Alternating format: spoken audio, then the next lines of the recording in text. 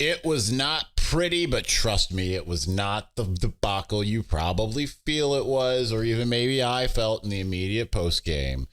We're talking Michigan's 31-6 win over Bowling Green and a couple other related things on this episode of Locked On Wolverines. You are Locked On Wolverines, your daily podcast on the Michigan Wolverines, part of the Locked On Podcast Network.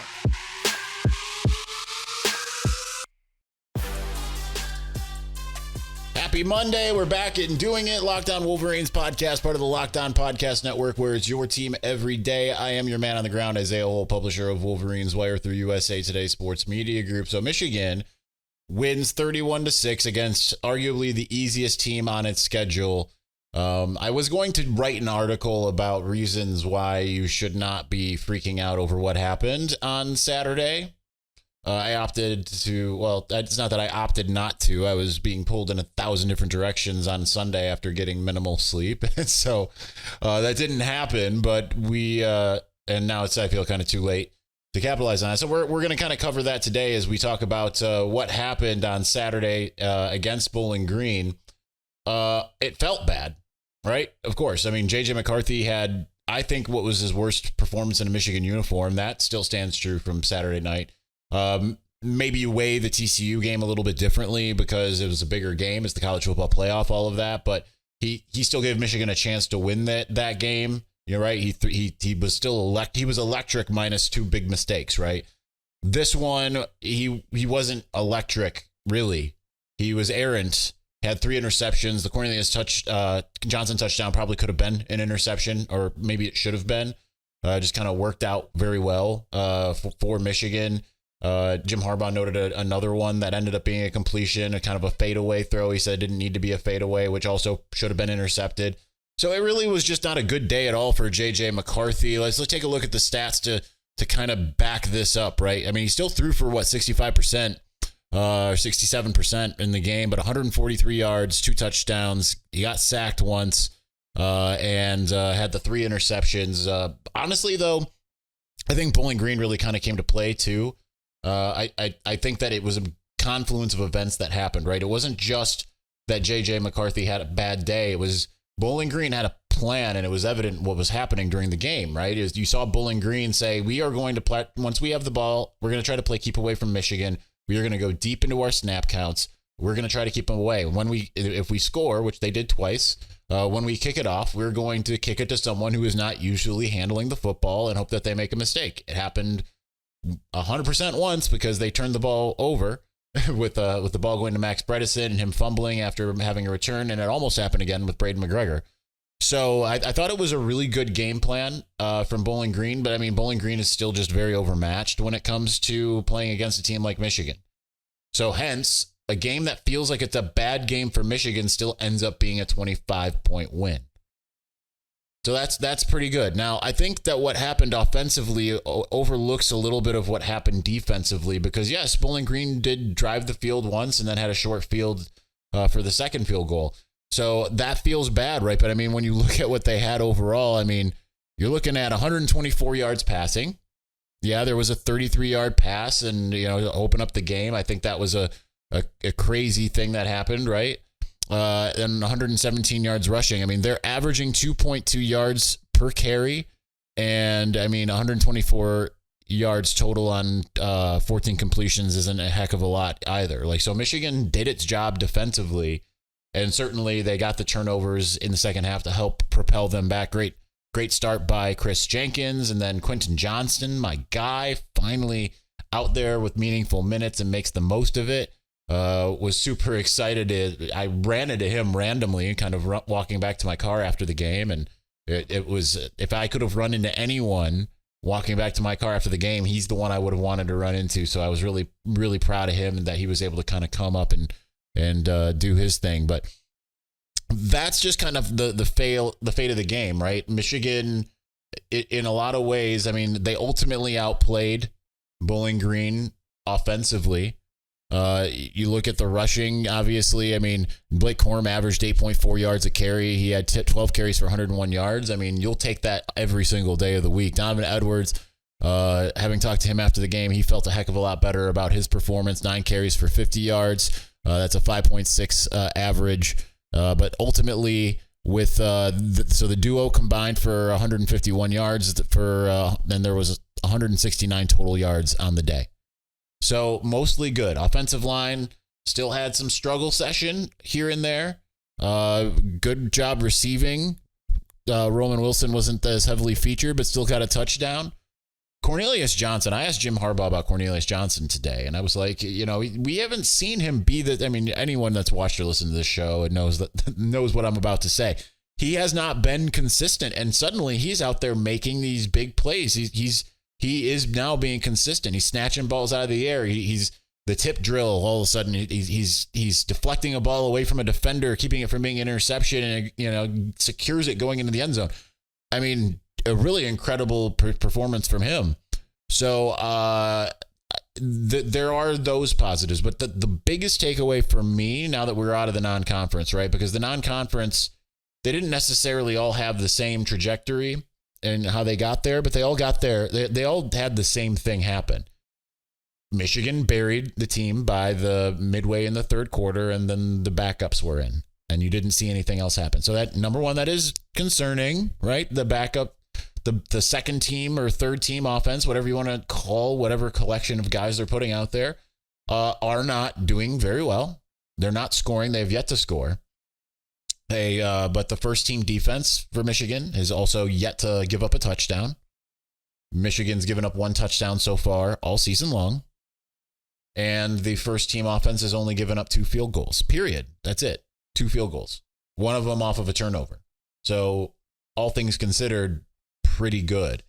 But to me, the biggest takeaway is Jim Harbaugh was not on the sidelines for any of these games. Now, I will retract what I said that any of us could have coached Michigan to a win in any of these 3 games, because it's clearly, even with all the talent, I do feel like the coaching staff was stretched a little bit thin, right? Like you didn't have, I feel like in this game with, Sharon Moore would have had a little bit more ability to have one-on-one time with JJ as things were going poor, right? Like I feel like, there just hasn't been that management that has worked out the best for this team, for the sake of the coaches have had to kind of take on more than what they're normally accustomed to.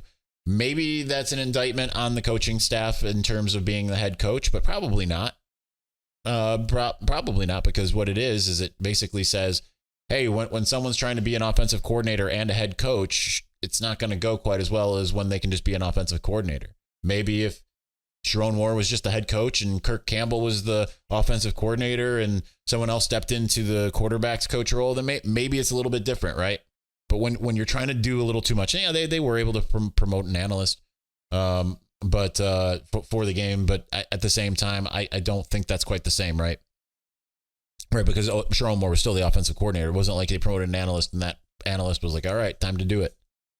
So I think the absence of Jim Harbaugh played a big part, and I think it plays a big part in motivation as well. Like Michigan, to some degree, I feel is somewhat disinterested, and that's something that we've seen from Alabama, something we've seen from Georgia over the course of the years. It isn't something we necessarily see from Ohio State, because Ohio State is just a machine that goes out there and is like, we're going to score 60 points, and that's just how we have fun. So, but it's a lot of the teams that have won national championships in recent memory.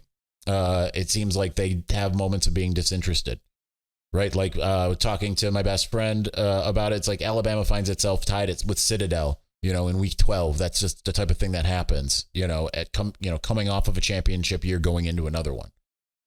So I think Michigan's kind of there, and I think we'll know a lot more come Saturday against Rutgers. So let's continue on talking about the game. Then we're going to move into some of the Big Ten, my thoughts about the general Big Ten and all of that. But we are going to, up next, kind of go over some of the PFF scores and who was PFF really high on and all of that. So we will do that here in just one moment. But this show episode is sponsored by, got really distracted by Zuri. This episode is sponsored by Betterhelp. Of course, everyone out there needs a little help from time to time, right?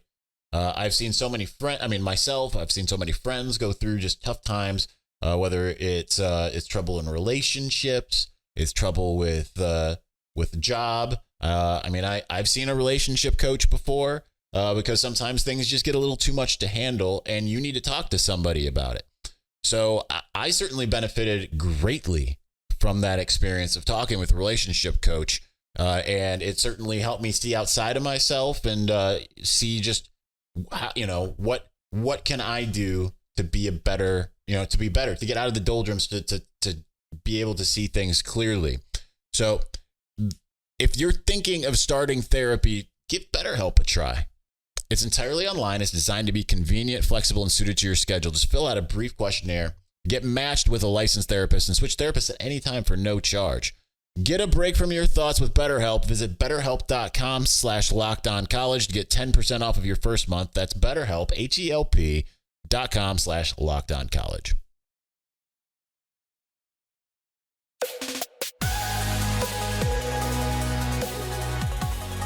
All right, let's take a look at the PFF scores. By the way, I did not intend on this being a night episode, but the circadian rhythm of mine, which is already tenuous at best, really took a hit with the night game. So people are like, oh, aren't you excited about night game? No, I was excited about this one because the lights were just electric. I thought that was, literally electric, but figuratively as well. But it was really, I thought that Michigan was moving into the 21st century finally, and I thought that was so cool. I still think it was really funny. I sent a video to Sarah, and I was like, and she was like, oh, that's really cool for people who like football. I'm like, the lights didn't do this last time. She's like, oh no, I would never have known. Like, yep, okay. Because the only game she's been to was a night game, Hawaii, but it just was a different experience. It kind of reminded me of being at Under the Lights in 2013, right? I wish it could have been a bigger opponent for that sake, because I remember coming out of that 2013 Under the Lights game, like the next day I was wearing my glow bracelet that they handed out. I wore it and have kept it on for like 2 days and until it turned off, and I was sad. It's in a shoebox somewhere.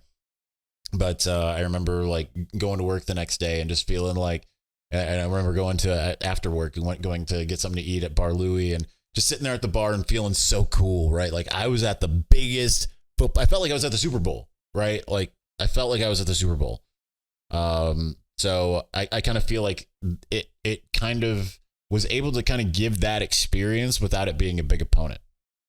Anyway, all right, let's look at the offensive guys who really stood out. So one of the things that Jim Harbaugh talked about today is that some of the blocking could have been better. He mentioned Donovan Edwards, the blocking. He got a really bad pass block score, 20.4. Blake Corum also got a really bad pass block score of 31.0. So not great for the running backs. Carson Barnhart also didn't get a good pass blocking score, 41.1. AJ Barner got a 31.6. So those are the lows. But then when you look at Drake Nugent, Zach Zinter, Ladarius Henderson, who ended up coming in for Miles Hinton, they all did really good in pass blocking. Max Bredesen got a 63.9. All the aforementioned ones I just mentioned got in the 80s, in the mid 80s. Miles Hinton got a 70.4. So that's the pass blocking. Run blocking, Jim Harbaugh lauded Roman Wilson, who got a 70.5. Max Bredesen was the best run blocker. So really good stuff there. But let's look at the overall score. So your top 10 players of those who are starter caliber or played at least, we'll say at least 10 snaps. Well, we'll go to the 13th because, let's go 13. Like the top 13. So JJ graded out as the worst player on the team, by the way. Dead last, 42.3 score. Offensively, 34.7 out of 100 in passing. So not great, Bob. But he's been the top player each of the last 2 weeks. So you got to feel like he's going to bounce back, right? Like water finds its level. But Blake Corum, number one overall, 87.3.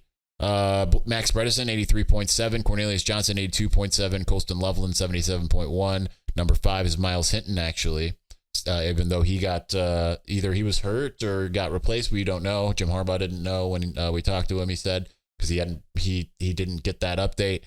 76 score. Roman Wilson has 74. Drake Nugent had a 73.2. Zach Zinter, 72.4. Ladarius Henderson, 72.1. AJ Barner, 69.8. Samaj Morgan, we can skip over him. He only had 3 snaps. Trevor Keegan had 66.4. And Carson Barnhart, 64.8. So not great, not bad. Not great, not bad. But I mean, I still, when you look at that, like Blake Corum being back in form, that's what you want to see, right? Like if Michigan really wanted to, they could have just handed to Blake Corum 40 times and would have been good. But they were trying to do some other things and it just didn't work. And you would rather get these things out of the way right now than have that be a thing later in the year, right? So there's that. My man, Quentin Johnson, the number 1 guy when it comes to defense. 91 score. Amazing. 90.8 coverage score. Behind him, number 2, Jalen Harrell at 90.5. Chris Jenkins, 84.6. Derek Moore, 81.3. Cam Good, 80. Josiah Stewart, who had 20 snaps, and a little more than Cam Good. I saw him out there a little bit. 78.4. Mason Graham, 77.6. And so on and so forth. I'm not going to just read everybody. My guy, Kenneth Grant, unfortunately, all the way down at number 14. Mike Sainer still at number 17. Makari Page, who ended up playing 39 snaps in the game, 62.3. Yeah. So Ernest Hausman didn't have the greatest game according to PFF. I haven't rewatched the game as of yet. My intention was to do that today. Probably not even going to get to that today or tomorrow, maybe Wednesday. That's where we're at. But I kind of felt like I was seeing some things. I thought Cam Gooden, and particularly, had a really good stunt that really impressed me. Kind of felt like the game was slowing down, even looking through the lens, right? Like just whenever I notice like a stunt or twist or something like that when I'm watching, look through my camera and not even watching the highlight, I'm like, what is happening? Because I mean, again, remember, everything is compressed. I'm looking pretty strictly at the quarterback. No matter who it is. And yeah, I know. It's so usually when you get my thoughts, it's based off of a rewatch because now I can kind of see the whole field instead of like one guy and a mash of bodies. But I still do kind of have that ability to tell, like kind of almost innately what's happening. It's kind of bizarre. So that was defense, and special teams was not the greatest thing in the world. Caden Colasar graded out the top according to PFF. Quentin Johnson was Michigan's special teams player of the week. Jim Harbaugh said, I don't think it will be a surprise that some of the other guys that messed up aren't necessarily super high. Max Bredeson's 26th. I think that probably makes a heck of a lot of sense. Braden McGregor is also 26, so they're tied for 26, so they're down there. This grade to 60. So that's your PFF grades, just to kind of give you an insight of where they're at. We'll have them on, probably not this week, but we will start trying to get them on again as regular guests when it comes to Big Ten play. So that's where Michigan is. And all this said, JJ McCarthy, still through 3 weeks, is the number 1 quarterback in the Big Ten, despite having a team low. Like he had the lowest of what it would be on. I mean, he was on special teams. He had a lower grade, I believe, than even Eno Etta, who was in for 4 snaps and did not. He had a 38.2. So he was a little higher than Eno Etta, but that's it. That's literally it. A guy getting his first taste of college football is the only one that had a worse grade overall than JJ McCarthy. Considering that, if I was to take a look here real quick, week 2, your number 1 player, JJ McCarthy. Week 1, again, I'm on Michigan's team. Number 1 player, J.J. McCarthy. And his bad game didn't weigh him down so much in the cumulative. J.J. McCarthy is still PFF's number 1 quarterback in the Big Ten by grade. So take that for what it's worth. And you move on from the bad game and figure things out. All right. Well, let's continue on here in just a moment. We are going to talk a little bit about the Big Ten and as a whole. Big week coming up this week. Super excited for it. Super excited that Michigan plays at noon. So, but that's an evergreen statement there. So, anyhow, we will do that here in just a moment. Now is the time for your Game Changer of the Week, brought to you by Athletic Brewing Company. Much like, I'm going to give it to Chris Jenkins, because even though some might look at like Cornelius' play and say that was great, Chris Jenkins, I feel, was the one who finally put the game away for Michigan. He got that interception, nearly a pick six, gets Michigan on the goal line. Michigan's able to formally put the game away thanks to that heroic effort. Chris Jenkins, defensive tackle, nearly pick six, says he's too fat to score a touchdown. He is not a fat. He has no fat on him. I don't know what he's talking about. Anyway, Athletic Brewing Company has completely changed the non-alcoholic beer game. Their brews are great tasting and award-winning. They beat out full-strength beers in global competitions. And guess what? They've got other things that are a little bit different. Like they have the seltzers and such like that, or not the seltzers, but like the sparkling waters. I got their blood orange sparkling water, and it was absolutely phenomenal. And I'm gonna have to order more here before too long. They're fit for all times too, which means that you can drink them anytime, anywhere, make any activity more enjoyable, like watching a big game, your kid's game, tackling work, working out. You can take. I mean, I wouldn't take a non-alcoholic beer to church, but I would. I mean, I would probably I would take with the sparkling water. I mean.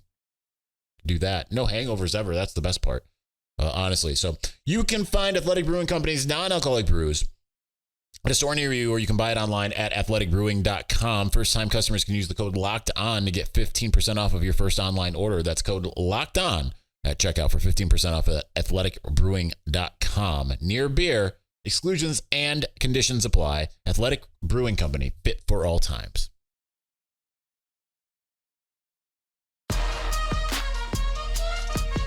All right, let us finish out talking about the Big Ten because Big Ten play starts in earnest here momentarily, but we kind of got to look at some different things. So obviously, if I weirdly didn't just pull up the schedule from last week, I would have somehow completely glossed over the fact that Mel Tucker is all but fired now, right? Like last week, it was he's suspended. Now he's been told they have the intent of firing him. They have 7 days for him to appeal or whatever. It's something in his contract. But they have fired him with cause. MSU people have melted down officially over what happened against Washington, which gave great joy to many a person that is in the state of Michigan that does not like the like kind of emerald green color. But it's now that I do want to say, I do feel regardless of his wrongdoing, I feel bad. I prayed for him, and I'm hoping that he learns some life lessons and turns to the Lord in this. But at the same time, it's as I actually listened to the Mike Valeni segment because I was enjoying the Schadenfreude of the MSU program at the moment, and like he said, like anyone who said that he was a con man was right. Like, I'm sorry. Well, he didn't say I'm sorry. He just said, like, they were right. He wasn't all he was cracked up to be, as probably many of you felt, even though he ended up going 2-1 against Michigan, which is an unfortunate thing. But like, this is where he is with 4 years, right? Like, can't even hang with the top 10 team. Not at all. And that's where I kind of was digressing from some of the thoughts that were happening this last week, where I was seeing a lot of Spartan people being like, you have to give Mel credit. He got the talent level to where it's at right now. I was like, what talent level? Like, equal to what it was when Mark D'Antonio left, because that's where it is. I think I probably would have taken D'Antonio's roster over what is they have in East Lansing right now. So they play Maryland and then go and play a night game at Iowa. So good luck. Ohio State bounced back in a big way against Western Kentucky. They did a decent job of stymieing what may be a decent pass game. Don't really know for sure. But we'll know what Ohio State's all about against Notre Dame, because I think Notre Dame's better. Just do. I have Ohio State losing that game, so we'll see what happens there. Penn State looked kind of pedestrian against Illinois. I mean, they won, but in large part because Luke Altmaier threw to more Nittany Lions than he did Illini. Drew Aller was just kind of okay. Illinois, considering how they've looked each of the first 2 weeks, the fact that they kind of made it a game for a while is kind of surprising. I don't find Champaign to be a particularly raucous environment, having been there. Minnesota loses to North Carolina. Duke beats Northwestern.